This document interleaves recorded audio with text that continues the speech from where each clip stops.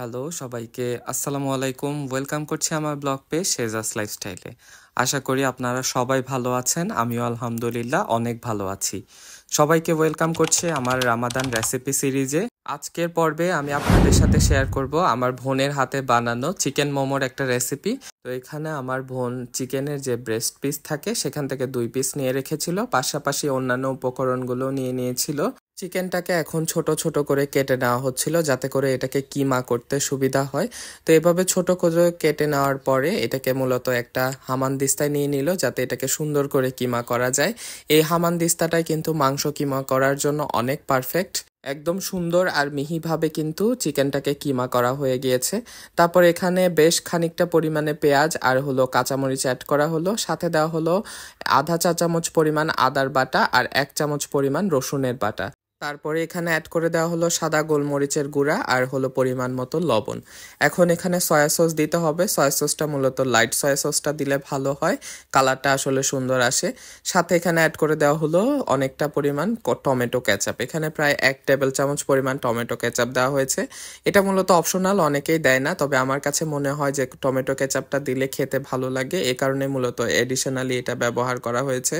এখন মূলত এখানে সবগুলো উপকরণকেই সুন্দর করে মিশিয়ে নেওয়া হচ্ছিল ভালো করে। তারপরে এখানে দিয়ে দিতে হবে ফুটন্ত গরম তেল।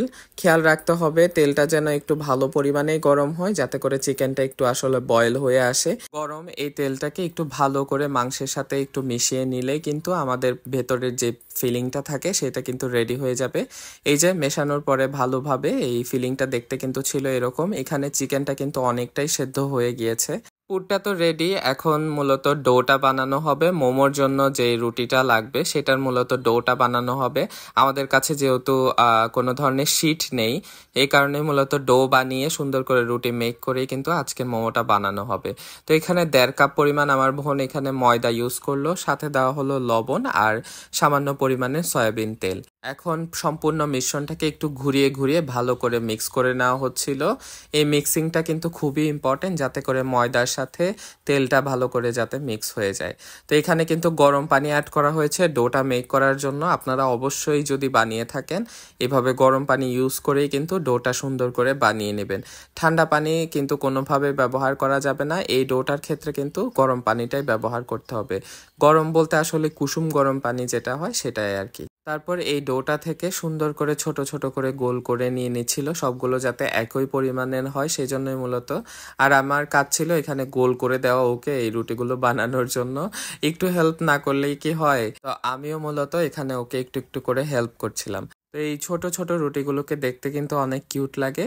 তো মোমোর জন্য যে রুটিগুলো বানানো হবে এটাকে একটু আসলে পাতলা করে বেলতে হবে যাতে করে খাওয়ার সময় আসলে ফিলিং এর সাথে ভালো লাগে আর কি। অনেক সময় দেখা যায় যে মোমো বানানো হলে অনেকে মোটা করে ফেলে উপরের যে লেয়ারটা থাকে সেটাকে, ওইটা কিন্তু খেতে তেমন একটা ভালো লাগে না। তো রুটিগুলোকে একটু পাতলা করে সুন্দর করে সবগুলো রুটি বেলে নেওয়া হলো। এখন আমরা দুইজন 2 ধরনের শেপ বানানো ট্রাই করব। তো যাই হোক, এখানে প্রথমে সুন্দর করে মাঝখান বরাবর একদম ফিলিংটাকে নিয়ে নিতে হবে। তা আমি শুধুমাত্র একটাই কিন্তু ভাঁজ পারি।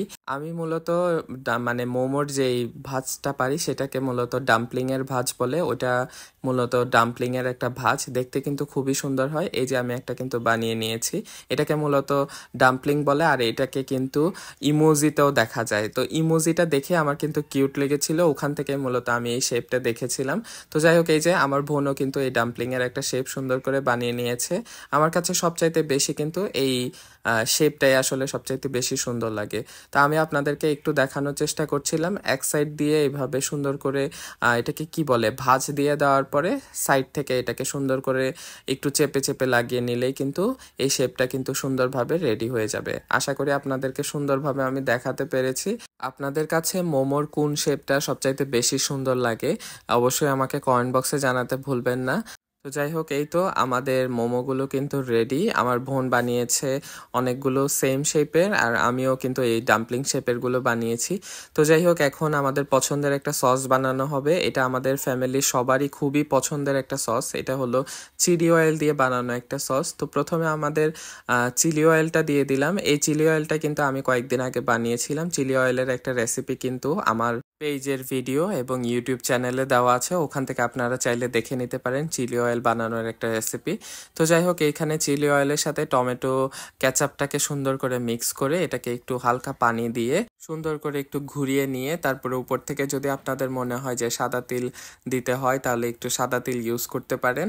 আমার যেহেতু চিলি অয়েলে দেওয়া ছিল তারপরেও আমার মনে হচ্ছিল যে সাদা তিলটা আরেকটু ব্যবহার করি, কারণ আমার সাদা তিলটা খেতে ভাল লাগে।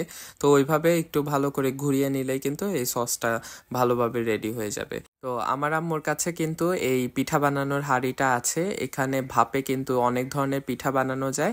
তো এটাতেই মূলত আমরা মোমো বানিয়ে থাকি সবসময়ই। তো এইখানে সুন্দর করে একটু অয়েল ব্রাশ করে এই মোমোগুলোকে ভালো করে অনেকক্ষণ পর্যন্ত, প্রায় এখানে বোধহয় 20 থেকে 25 মিনিট মতো লেগেছিল এগুলো সুন্দরভাবে রেডি হওয়ার জন্য। তো এই তো মোমোটা কিন্তু রেডি হয়ে গেছে এখন সার্ভ করার জন্য। দেখতে কেমন হয়েছে আপনারা অবশ্যই কমেন্ট বক্সে জানাতে ভুলবেন না। আমার কাছে তো একদম বাইরের মোমোর মতোই লাগছে দেখতে। তো আমার ভিডিওটা কেমন লাগলো অবশ্যই আমাকে একটু কমেন্ট বক্সে জানাতে ভুলবেন না। আর আমার ভিডিওটা যদি ভালো লেগে থাকে অবশ্যই আমার ফেসবুক পেজটা একটু ফলো দিয়ে দিবেন। আর আপনি যদি ইউটিউব থেকে দেখে থাকেন অবশ্যই আমার চ্যানেলটা একটু সাবস্ক্রাইবও করে দিয়েন। তো সবাই ভালো থাকবেন, আপনাদের সবার সাথে দেখা হবে আমার পরবর্তী ভিডিওতে। সেই অবধি সবাই ভালো থাকবেন। আল্লাহ হাফিজ।